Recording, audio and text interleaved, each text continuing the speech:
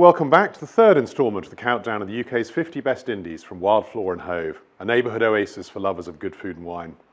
As a reminder, tomorrow we'll be announcing 20 to 11, with the final top 10 being filmed live on Friday.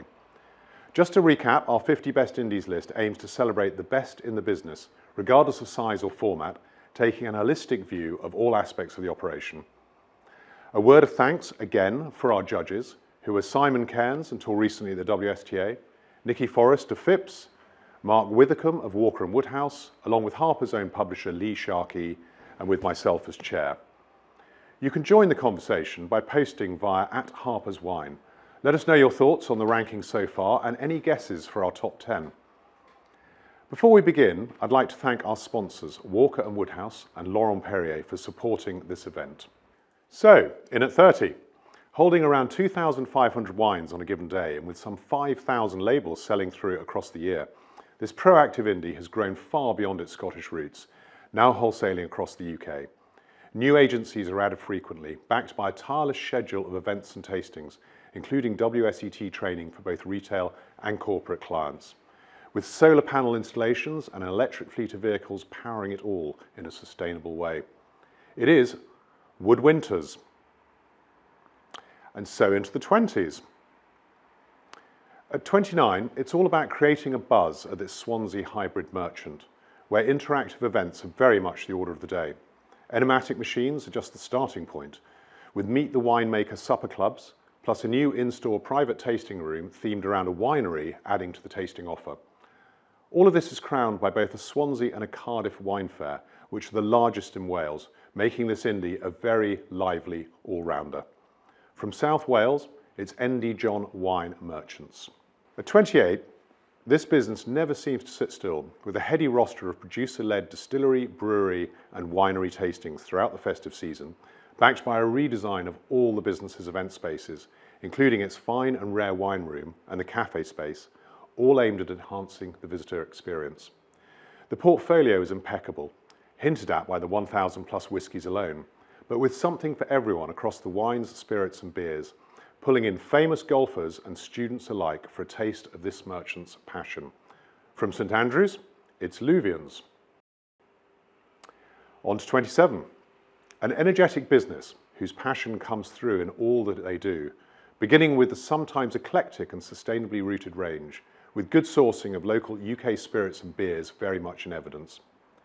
Activities such as a very successful whisky festival, strong time with the University Wine Society, an engaging fortnightly newsletter and an appealing website all add to the lustre, with the wholesale side having been grown very healthily too. From Edinburgh, it's Cork and Cask. On to 26.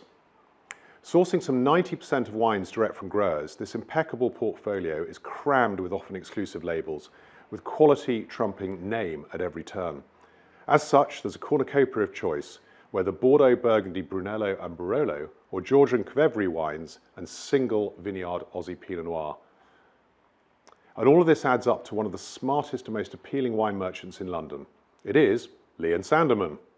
Okay, we've made it to the halfway point at 25. With a shop and adjacent wine bar to its name, this popular Ribble Valley indie has been successfully expanding its e-commerce and wholesale sides too, with hugely successful summer and winter tastings adding to the dynamism. The portfolio doesn't sit still either, with Greek, Polish and Serbian wines all expanding their presence, with the natural, organic and biodynamic side of things having been recently grown in tandem. Furthermore, regular in-store producer-led tastings and a strong by-the-glass and Coravan menu in the wine bar underpins all that they do. From Lancashire, it's the Whalley Wine Shop. On to 24. This vibrant Bristol hybrid continues its mission to break down the barriers surrounding wine, with a raft of initiatives in place to help it do so. From the biodynamic and natural-leaning portfolio, the bottle list has been expanded to offer 120 plus wines by the glass, while the creation of a customer WhatsApp group homes in on local community vibe, offering £10 corkage on all wines, with 3 new wines featured every week. Add in the introduction of 500ml lifetime bottles, refillable from the array of wines on tap, also helping with the cost of living, and the upshot is a very appealing local indie offer. From Bristol, we celebrate Cask. Up next, we're at number 23. With 3 shops in the capital, this retailer, wholesaler and porter boasts an ever-compelling and eclectic range of wines, spirits and beers, with around 50% of the wines imported direct, championing the less well-known. Backing this up is a tireless dedication to customer service, rooted in a strong and ongoing training programme for staff, which underpins the weekly themed tastings across all the shops. All in all, a very enticing package. From London, it is Theatre of Wine.